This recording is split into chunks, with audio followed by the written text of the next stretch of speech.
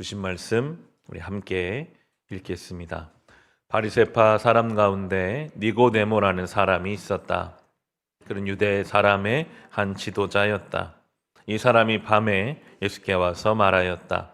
라삐님, 우리는 선생님이 하나님께로부터 오신 분임을 압니다.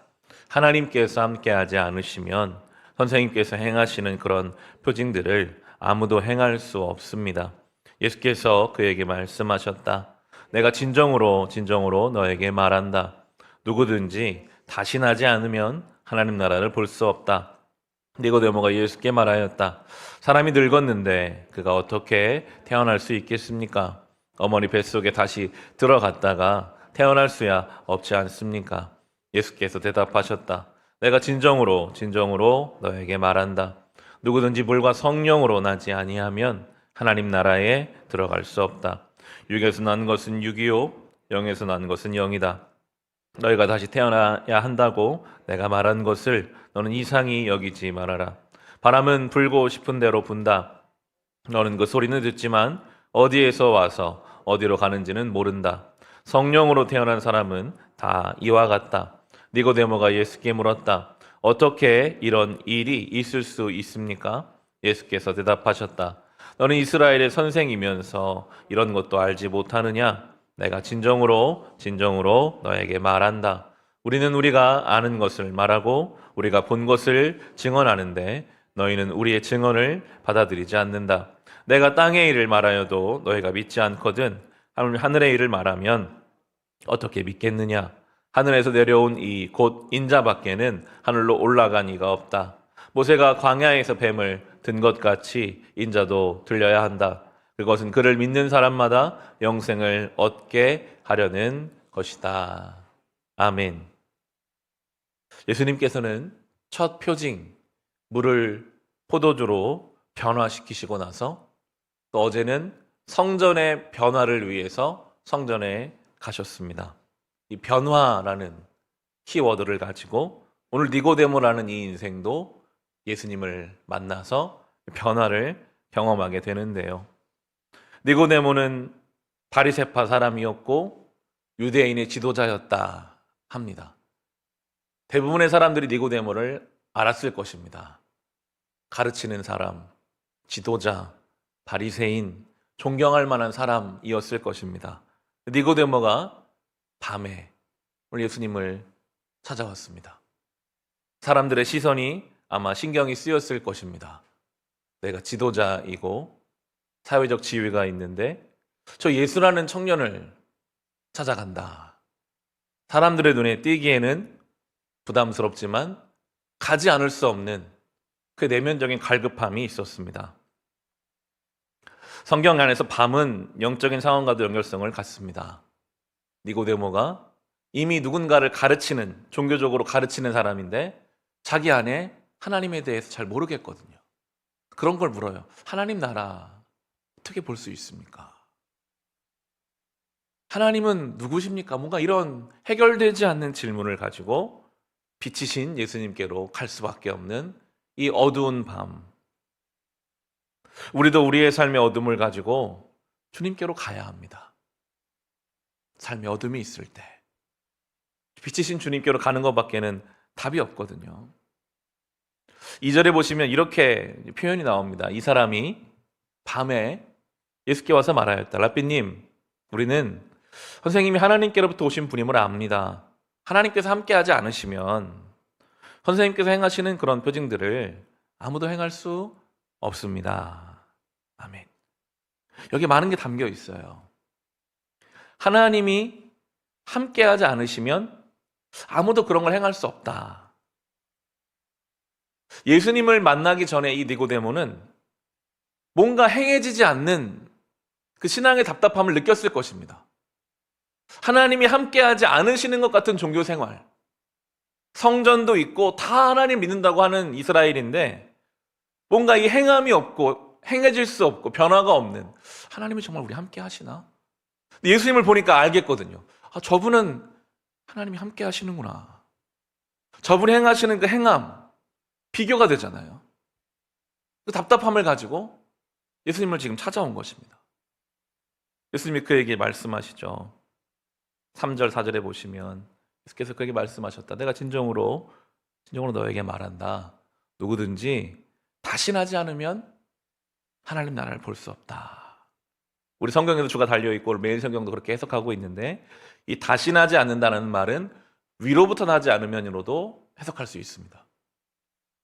우리는 땅에서 났다고 볼 수 있죠. 육신에 의해서 육신이 태어난 인생입니다.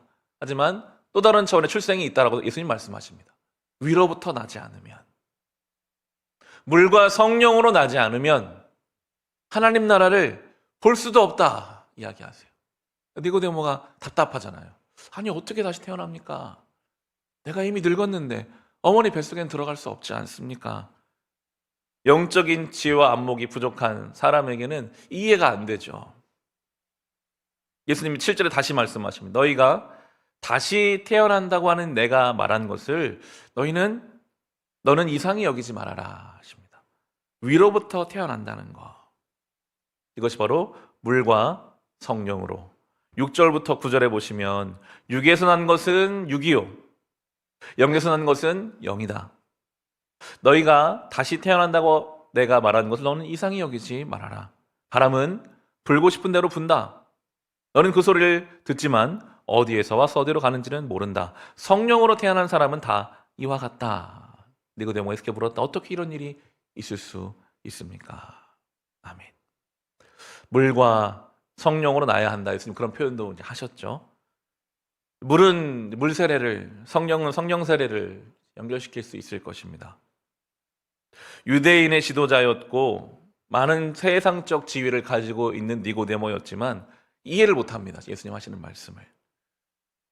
지금으로 말해본다면 우리가 모태신앙으로 만약에 교회에서 자라서 어릴 적부터 교회와 기독교 문화에 익숙할 수는 있습니다. 그렇지만 이 물과 성령으로 위로부터 나는 것을 경험하지 않고서는 볼 수 없는 하나님 나라가 있는 거거든요. 예수님의 표현처럼 바람이 어디서 불어서 어디서 오는지를 모릅니다. 성령으로 난다는 것은 그런 것과 같습니다. 그냥 어느 날 나도 모르는 새 성령께서 내 인생에 불어와 주셨어요. 성령의 불이 어느 순간 내 영혼을 뜨겁게 해 주셨더라고요. 위로부터 나는 그 은혜가 우리의 삶에 그렇게 어디서 와서 어디로 오는지도 모르지만 우리에게 찾아와 주신 것입니다. 놀라운 일이죠. 예수님이 십자가를 가지고 이제 설명을 하십니다. 그 14절에 모세가 광야에서 뱀을 든 것 같이 인자도 들려야 한다. 니고데모가 잘 아는 이야기니까요. 광야 생활 중에 이스라엘 백성이 하나님 앞에 불평과 원망으로 하나님이 심판의 불뱀을 보내셨을 때 그 뱀에 의해서 사람들이 다 죽어가고 있었습니다. 신음하고 있었습니다. 그때 하나님께서 모세에게 놋으로 뱀 만들어서 장대에 매달아라. 그걸 보는 자마다 살 것이다 하셨죠. 예수님이 그것을 말씀하세요. 이 시대는 인간의 죄로 인해 다 죽음과 죄의 뱀에 물려 신음하는 시대입니다. 예수 그리스도께서 그 장대에 매달린 뱀과 같이 십자가에 매달리셨을 때 그것을 보는 것으로, 그것을 믿는 것으로 생명을 주시겠다. 예수님이 지금 말씀하고 계십니다. 어떤 측면에서는 보는 게 믿음입니다. 예수 그리스도, 십자가에 달리신 그 예수 그리스도를 바라보는 것. 눈에 보이지 않죠. 우리 육안으로는 보이지 않지만 의지적으로 주님의 도우심을 구하며 내가 오늘도 십자가에 달리신 예수를 바라보기 원합니다. 그게 우리의 믿음이고 그게 우리를 살리는데요. 오늘 예수님이 영생이라는 개념을 쓰시거든요. 15절에 보시면 그것은 그를 믿는 사람마다 영생을 얻게 하려는 것이다 하십니다. 이 영원한 생명이잖아요. 영생이라는 것은 유한한 우리들에게는 참 어려운 개념입니다. 그런 질문도 많이 듣기도 하는데요. 목사님, 영원히 살면 그 지겹지 않을까요? 영원히 살면 그거 좀 이상하지 않을까요? 할 만큼 영생이라는 개념은 이 유한한 우리들에게는 상상조차 하기 어려운 개념이겠죠. 그조차도 사실은 우리의 믿음의 내용일 수 있습니다. 우리는 오늘을 살지만 내일 일을 몰라서 오늘이 굉장히 걱정스러운 오늘을 살지만 영원이라는 그 차원에 오늘 연결되어 있는 것으로 믿고 살아가는 거거든요. 제가 2016년에 목사 안수를 받아서 10년 정도 목사가 된 지 10년이 되어 갑니다. 저희 아이들도 이제 커서 3월이면 초등학교를 들어가는데요. 물론 아직도 제가 산 인생은 짧지만 지금 서서 뒤를 돌아보면 좀 더 긴 호흡으로 내가 묵묵하게 참고 결정했다면 좋았을 것 같은 시간들이 있는 것 같아요. 10대, 20대. 그때에는 뭐 친구 관계라든지 또 목회자로서는 사역의 현장이라든지 또 결혼 전에는 결혼, 또 결혼해서는 출산 이런 문제들이 그때는 너무 그 문제가 크고 빨리 뭔가 해야 될 것 같고 이게 안 되면 내 인생이 큰일 날 것 같은 그런 생각으로 살지만 지금 돌아보면 조금 더 긴 호흡으로 하나님께 맡기면서 내가 얼마든지 그 시간을 좀 더 편안하게 살 수 있지 않았을까 하는 것들이 보입니다. 영혼을 산다는 것은 그런 것이 아닐까 그렇게 묵상해 보게 됩니다. 긴 호흡 속에서 영원하신 하나님을 신뢰하면서 그 가운데 예수를 바라본다는 것은요, 하나님이 자기 아들을 내어주시기까지 나를 사랑하셨는데 그 하나님과 함께 내가 영원을 산다면, 그게 정말 나에게 믿어진다면 우리는 오늘 그렇게 뭐가 되고 안 되고에 있어서 조급하게 쫓기고 큰일이 날 것 같고 그럴 수는 없을 것 같아요. 예수를 믿고 그 예수를 바라보며 영원을 산다는 것은 예수님 말씀하신 것처럼 그래야 하나님 나라를 볼 수 있다. 그 하나님 나라를 산다는 것은 그런 것입니다. 다른 나라를 가면요, 우리가 비행기를 타고 오늘 저 남반구에 만약에 간다면 거의 여름이겠죠.